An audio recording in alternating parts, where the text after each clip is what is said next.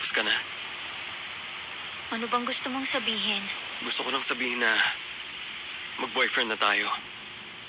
Sabihin na natin. Bakit biglaan yata? Kasi ayoko nang itago yun. Akala ko okay lang yun sa'yo. Bakit? Ayaw mong sabihin?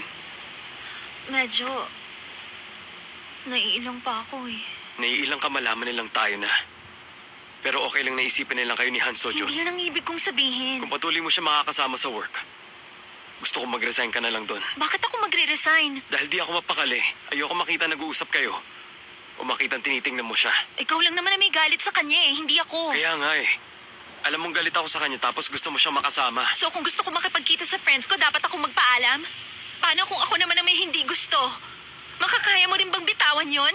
Paano kung oo? Buti pa sa'yo madali ang lahat.